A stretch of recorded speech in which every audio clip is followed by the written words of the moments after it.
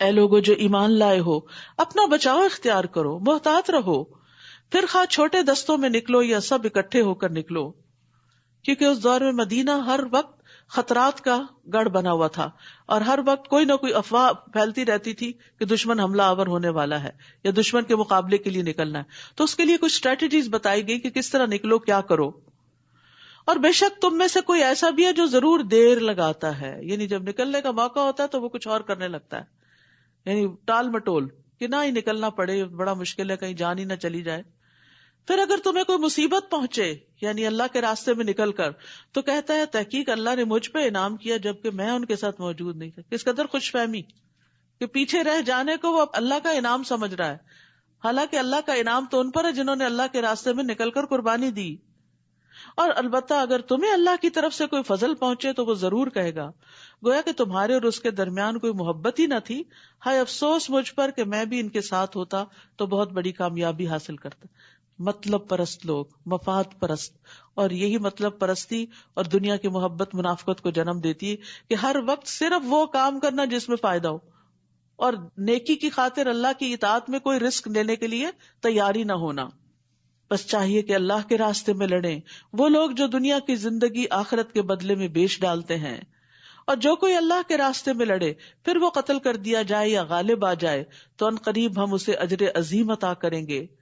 اور کیا ہے تمہیں کہ تم اللہ کے راستے میں نہیں لڑتے، حالانکہ مردوں، عورتوں اور بچوں میں سے جو کمزور ہیں یعنی جو مکہ میں پیچھے رہ گئے، وہ کہتے ہیں اے ہمارے رب ہمیں اس بستی سے نکال جس کے رہنے والے ظالم ہیں، اور ہمارے لیے اپنے پاس سے کوئی مددگار بنا دے.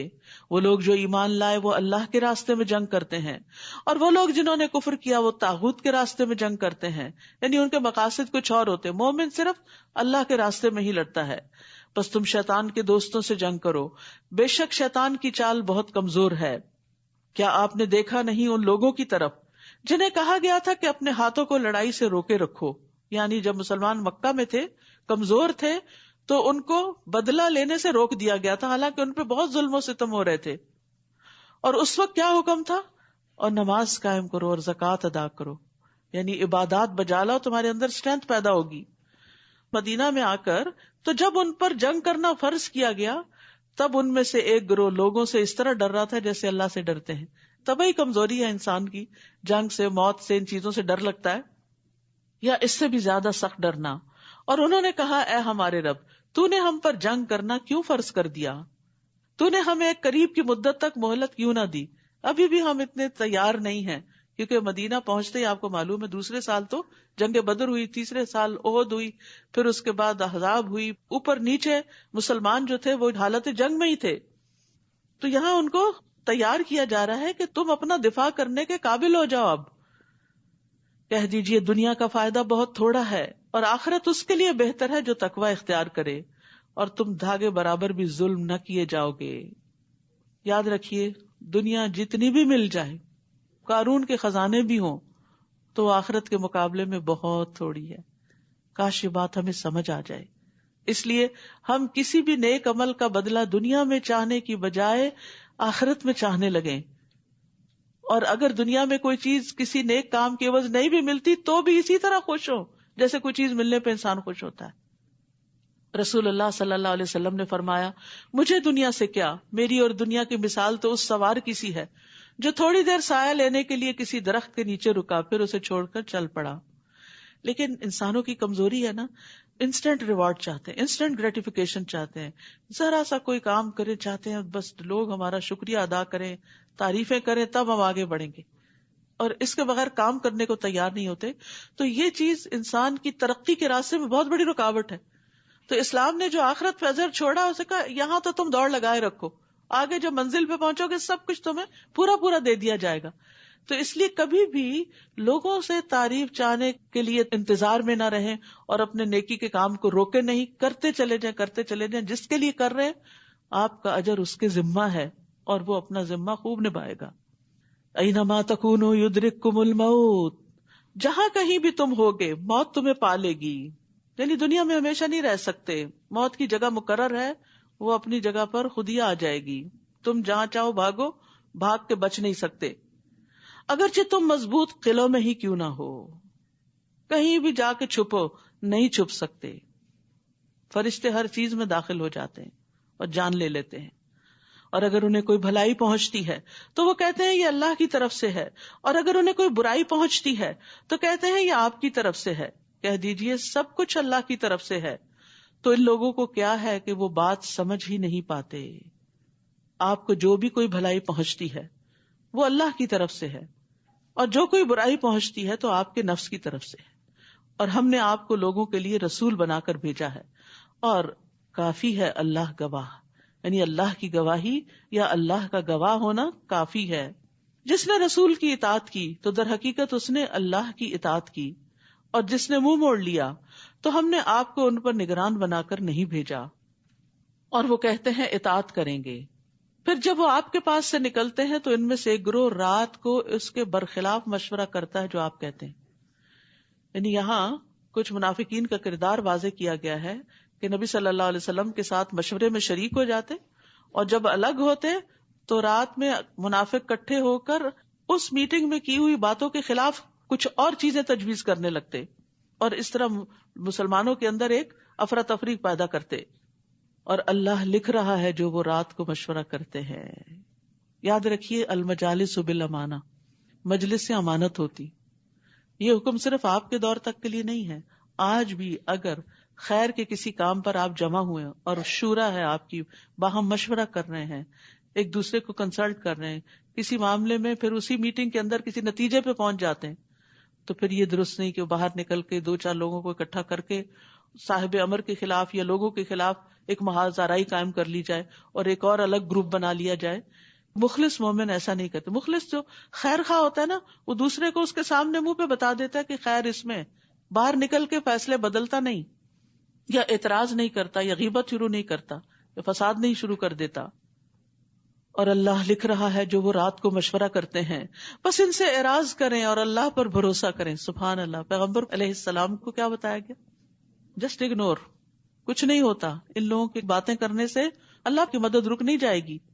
اللہ پہ بھروسہ کریں, اللہ سبحانہ تعالیٰ آپ کی مدد فرمائے گا. یعنی کتنے بڑے بڑے جھگڑوں کو ختم کرنے کے لیے کتنا بہترین نسخہ ہے.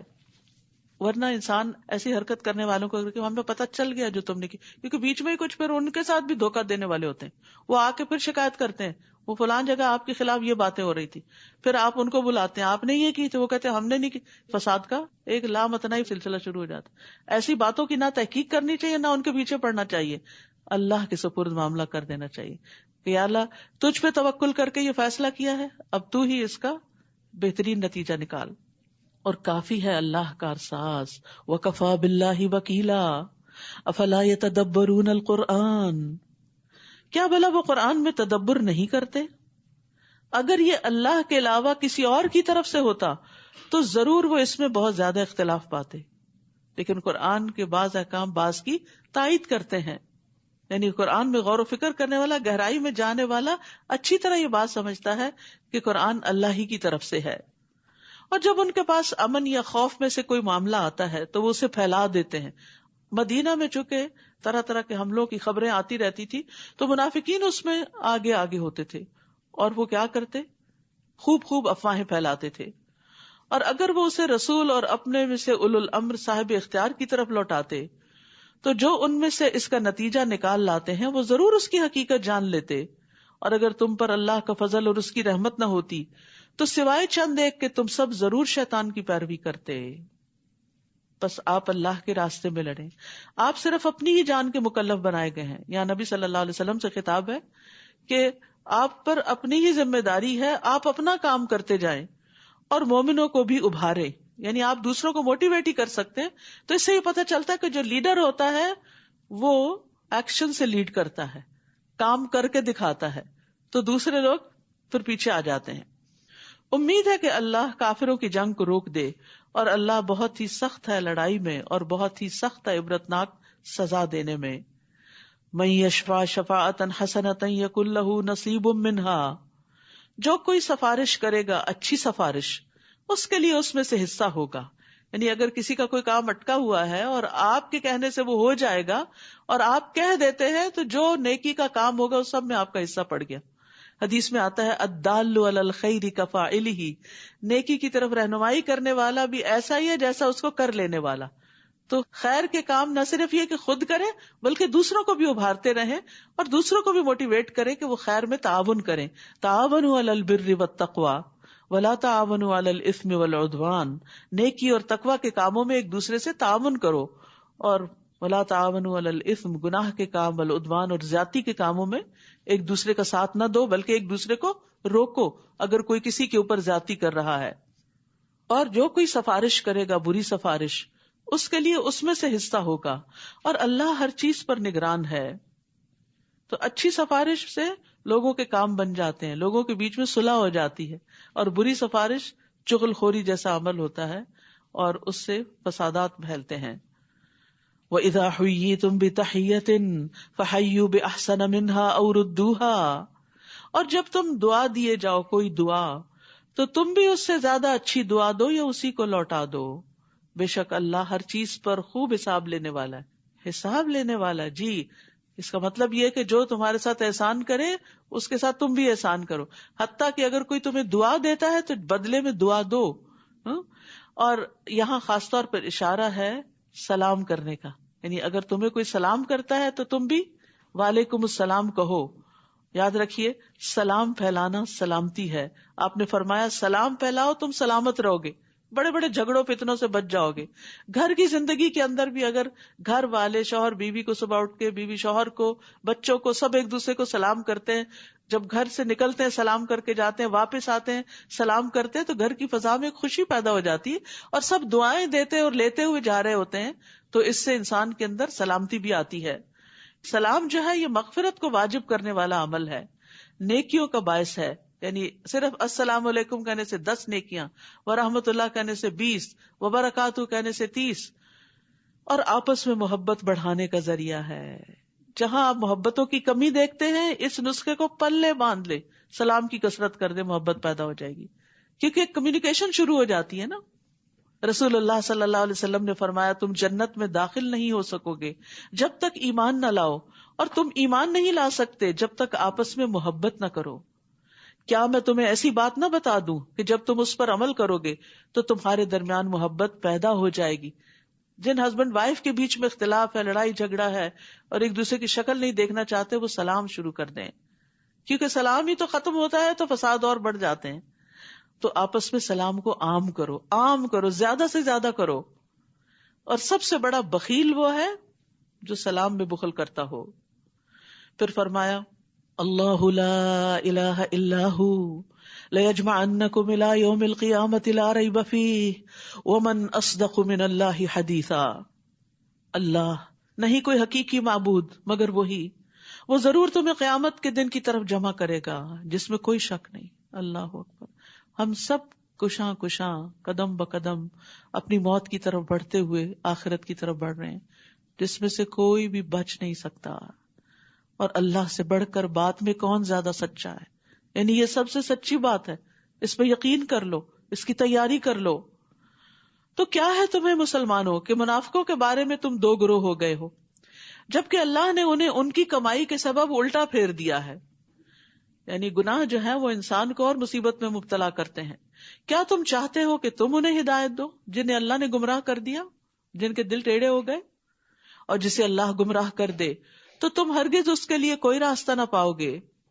وہ دل سے چاہتے ہیں کہ کاش تم بھی کفر کرو جیسا انہوں نے کفر کیا، پھر تم سب برابر ہو جاؤ، لہٰذا تم ان میں سے کسی کو دوست نہ بناؤ یہاں تک کہ وہ اللہ کے راستے میں ہجرت کر جائیں. پھر اگر وہ منہ موڑ جائیں تو جہاں کہیں بھی تم انہیں پاؤ انہیں پکڑو اور انہیں قتل کرو، اور تم ان میں سے کسی کو دوست اور مددگار نہ بناؤ سوائے ان لوگوں کے جو ایسی قوم سے جا ملتے ہیں کہ تمہارے اور ان کے درمیان معاہدہ ہو چکا ہے، یا وہ تمہارے پاس اس حال میں آتے ہیں کہ تم سے لڑنے اور اپنی قوم سے لڑنے میں ان کے سینے تنگ ہوتے ہیں، اور اگر اللہ چاہتا تو ضرور انہیں تم پر مسلط کر دیتا، پھر وہ ضرور تم سے لڑتے. پھر اگر وہ تم سے کنارہ کشی کریں اور تم سے لڑائی نہ کریں اور تمہاری طرف صلح کا پیغام بھیجیں تو اللہ نے تمہارے لیے ان پر لڑائی مسلط کرنے کا کوئی راستہ نہیں بنایا. نہیں خواہ مخواہ جنگ نہیں کرو گے ان سے، اگر وہ تم سے نہیں لڑتے تو تم بھی نہیں لڑو گے. ستجدون آخرین، عنقریب تم کچھ اور لوگوں کو بھی پاؤ گے جو چاہتے ہیں کہ تم سے امن میں رہیں اور اپنی قوم سے بھی امن میں رہیں. وہ کسی سے بھی نہیں لڑنا چاہتے، مگر جب کبھی وہ فتنے کی طرف لوٹائے جاتے ہیں تو اس میں الٹا دیے جاتے ہیں، یعنی کود پڑتے ہیں اس میں. پھر اگر وہ تم سے کنارہ کشی نہ کریں اور تمہاری طرف صلح کا پیغام نہ ڈالیں اور تم سے اپنے ہاتھوں کو نہ روکیں تو انہیں پکڑو اور جہاں کہیں تم انہیں پاؤ قتل کرو.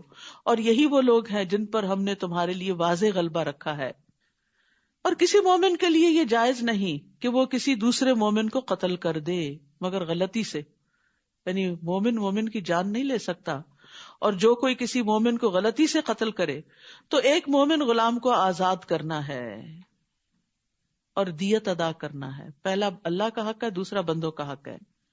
اور جو اس کے وارثوں کے سپرد کی جائے گی، یعنی مقتول کے وارثوں کو وہ دیت ملے گی، مگر یہ کہ وہ معاف کر دیں، صدقہ کر دیں، یعنی دیت نہ لیں. اور اگر وہ مقتول ایسی قوم میں سے ہو جو تمہاری دشمن ہے جبکہ وہ خود مومن بھی تھا تو صرف ایک مومن گردن کو آزاد کرنا ہے. اور اگر وہ ایسی قوم میں سے ہو کہ تمہارے اور اس کے درمیان معاہدہ ہے تو دیت اس کے وارثوں کے سپرد کی جائے گی اور ایک مومن غلام کو آزاد کرنا ہے. پھر جو کوئی غلام نہ پائے تو اس کے ذمے 2 ماہ کے مسلسل روزے رکھنا ہے. یہ غلطی سے قتل کرنے کا کفارہ ہے، معافی کی صورت ہے، کیونکہ اب لونڈی غلام تو ہے نہیں. تو 2 مہینے کے مسلسل روزے، اگر بیچ میں ایک چھوڑا دوبارہ سے پھر گنتی شروع ہوگی، نمبر 1 سے شروع ہوگا پھر معاملہ. یعنی مومن کی جان کی حرمت بہت زیادہ ہے، بہت بڑی قیمت ہے اللہ کی نگاہ میں. یہ اللہ کی طرف سے توبہ کرنے کا طریقہ ہے اور اللہ بہت علم والا، خوب حکمت والا ہے. اور جو کوئی کسی مومن کو جان بوجھ کر قتل کر دے تو اس کا بدلہ جہنم ہے. استغفر اللہ، کتنی بڑی بات ہے یہ. اور اب دوسروں کی جان لینا بائیں ہاتھ کا کھیل بن گیا ہے. قتل کرنے کے نت نئے طریقے ایجاد کر لیے گئے ہیں اور بعض اوقات چھوٹی چھوٹی باتوں پر قتل کر دیا جاتا ہے لوگوں کو، اور اس میں نہ دیکھا جاتا کوئی معصوم بچہ ہے، کوئی عورت ہے، کوئی بوڑھا ہے، کوئی جوان ہے. یعنی انسانی جان بہت ارزاں ہو گئی. فرمایا جو کسی مومن کو جان بوجھ کر قتل کرے گا تو اس کا بدلہ جہنم ہے جس میں وہ ہمیشہ رہنے والا ہے، اور اللہ اس پر غضبناک ہوا. سوچئے جس پر اللہ تعالیٰ غصے ہو جائے پھر اس کے لیے کون سی پناہ گاہ ہوگی. اور اس پر لعنت کی اور اس نے اس کے لیے بہت بڑا عذاب تیار کر رکھا ہے. رسول اللہ صلی اللہ علیہ وسلم نے فرمایا ایک مسلمان کی ہر چیز دوسرے مسلمان پر حرام ہے، اس کا خون، اس کا مال، اس کی عزت و آبرو. رسول اللہ صلی اللہ علیہ وسلم نے فرمایا اگر تمام آسمانوں اور زمین والے کسی مومن کے قتل میں شریک ہوں تو اللہ ان سب کو جہنم میں دھکیل دے گا. یعنی اگر کوئی کسی کا ساتھ بھی دے، اشارے سے بھی یا کسی بھی طرح دوسرے کو انکریج کرے کہ مارو مارو، تو وہ بھی قاتل کے برابر ہی مجرم ہو جاتا ہے.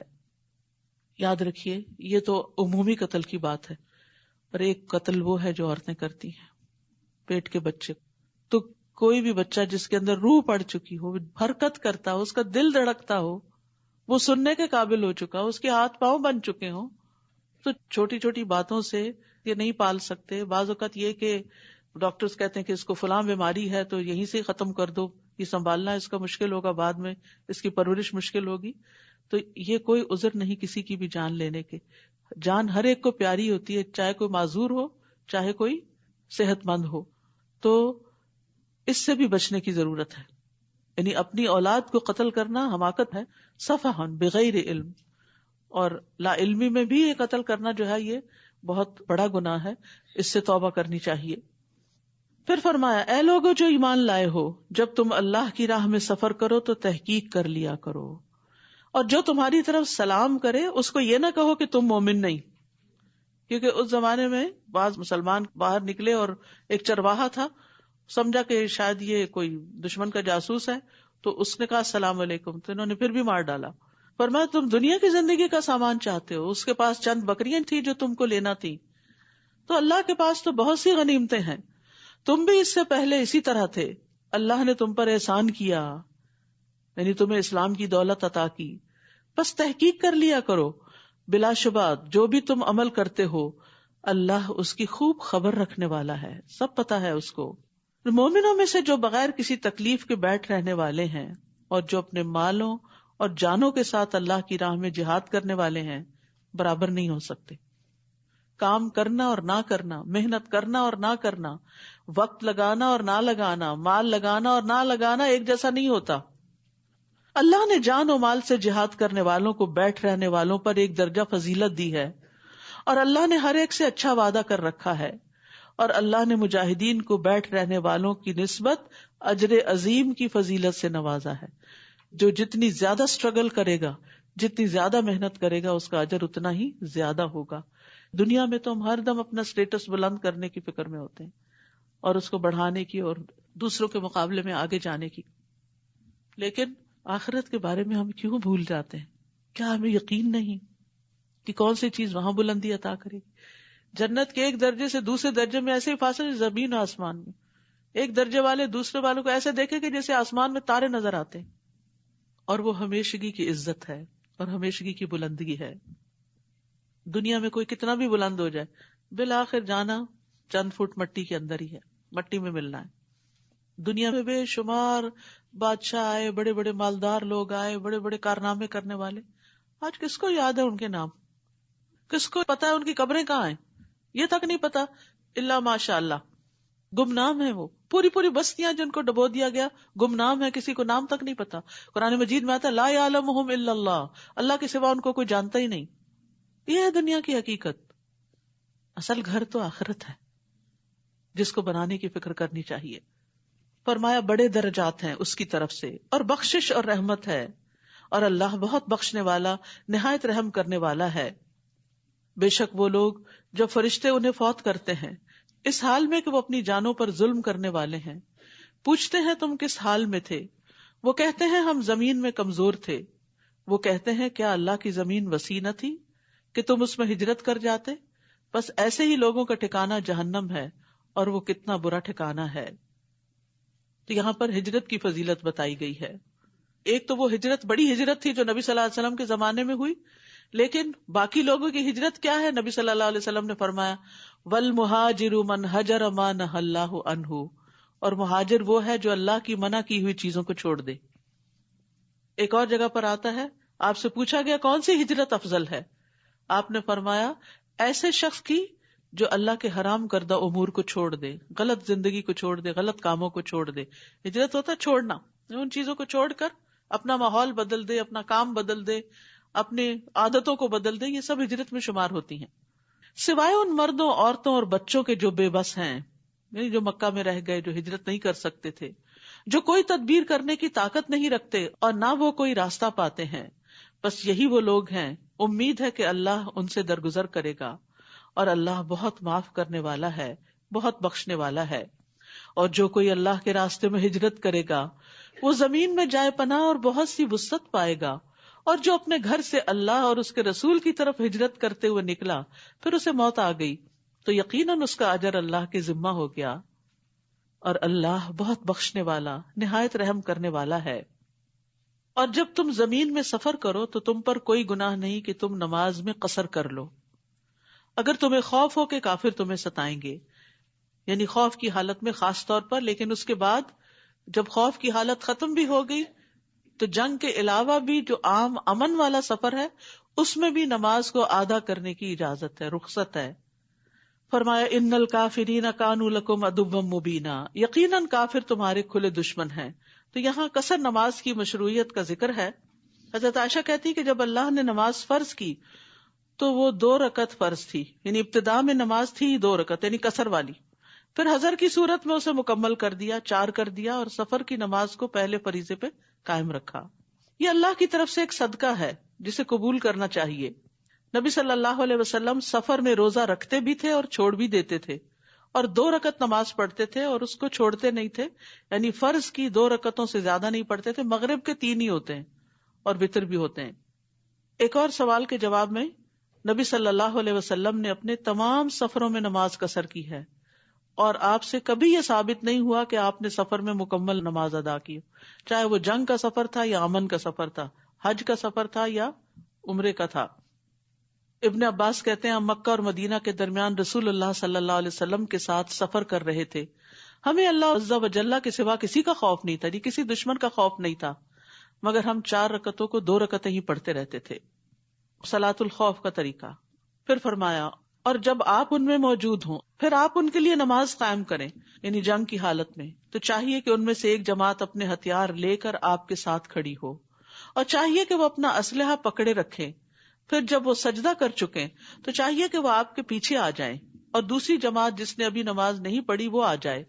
پھر وہ آپ کے ساتھ نماز ادا کرے، اور وہ اپنا بچاؤ اور اپنا اسلحہ پکڑے رکھے. جنہوں نے کفر کیا وہ تو یہ چاہتے ہیں کاش تم اپنے اسلحے اور اپنے ساز و سامان سے غافل ہو جاؤ تو وہ تم پر یکبارگی حملہ کر دیں، اور اگر تمہیں بارش کی وجہ سے کوئی تکلیف ہو یا تم بیمار ہو تو تم پر کوئی گناہ نہیں کہ تم اپنا اسلحہ اتار کر رکھ دو اور اپنا بچاؤ لیے رکھو. بے شک اللہ نے کافروں کے لیے رسوا کن عذاب تیار کر رکھا ہے. اس سے یہ پتہ چلتا ہے کہ تمام حالات میں انسان کو تیار رہنا چاہیے، ایون نماز خوف میں بھی احتیاط لازم ہے. اور اس ساری بات سے سوال یہ پیدا ہوتا ہے کہ اب عمومی طور پر اس آیت پر عمل نہیں ہوتا، تو اس سے پتہ کیا چلتا ہے کہ نماز کتنی اہم ہے. ایون اگر دشمن سر پہ کھڑا ہے، نماز کا وقت آگے پھر بھی ادا کرنی ہوگی، چلتے بیٹھے سواری پر، جس بھی حال میں، جماعت سے بغیر جماعت کے، کیونکہ ان الصلاۃ کانت علی المؤمنین کتابا موقوتا. پھر جب تم نماز پوری کر چکو اللہ کو یاد کرو کھڑے بیٹھے اور اپنے پہلوؤں پر، نماز کے بعد بھی اذکار کرو. پھر جب تم اطمینان میں آ جاؤ تو پوری نماز ادا کرو، بے شک نماز مومنوں پر مقررہ اوقات پر فرض ہے، یعنی وقت کی پابندی ضروری ہے. یہ نہیں کہ ساری نمازیں رات کو اکٹھی کر کے پڑھی جائیں، جب وقت ہو جائے تو اس وقت اٹھ کر نماز ادا کر لی جائے. اگر جاب پر ہیں یا کسی ایسے کام میں ہیں، سنت اور نفل پڑھنے کا وقت نہیں تو کم از کم فرض وقت پر ادا کر لیے جائیں. اور اگر سفر میں ہے، جیسے جہاز کا سفر ہے، 12 گھنٹے 13 گھنٹے کی فلائٹ ہے، تو وہ ایک ایپ ہے حلال ٹرپ، اس میں اگر آپ اپنی فلائٹ کا نمبر ڈال دیں تو بغیر انٹرنیٹ کے بھی وہ کام کرتی ہے. وہ آپ کو بتا دے گی کہ آپ کی ظہر کہاں آ رہی ہے، آپ کی عصر کہاں آ رہی ہے. اور آپ سفر میں 2 نمازیں جمع بھی کر سکتے ہیں، ظہر اور عصر، مغرب اور عشاء. فجر نہیں جمع ہو سکتی، فجر اپنے وقت پر ہی پڑھنی ہوتی ہے. اور نبی صلی اللہ علیہ وسلم فجر کی سنتیں بھی ادا کیا کرتے تھے. اور تم دشمن قوم کی تلاش میں کمزوری نہ دکھاؤ، اگر تم تکلیف اٹھاتے ہو تو وہ بھی تکلیف اٹھاتے ہیں جیسا کہ تم تکلیف اٹھاتے ہو، اور تم اللہ سے اس کی امید رکھتے ہو جس کی وہ نہیں رکھتے، اور اللہ بہت علم والا، بہت حکمت والا ہے. یعنی جو لوگ اپنی دنیا کے لیے کام کرتے ہیں وہ بھی اتنی محنت اور کوشش سے کرتے ہیں، اور جو آخرت کے لیے کرتے ہیں وہ محنت نہ کریں، قربانی نہ کریں. یعنی حیرت کی بات ہے نا کہ جو شارٹ ٹرم کے لیے کام کر رہا ہے وہ تو پوری محنت لگا رہا ہے، اور جو ہمیشہ کے لیے کام کر رہا ہے وہ بس صرف ٹل ٹلاوی کر رہا ہے. تو آخرت کے لیے جو اعمال ہم کرتے ہیں ان میں ہمیں سنجیدگی اور شوق دکھانا چاہیے.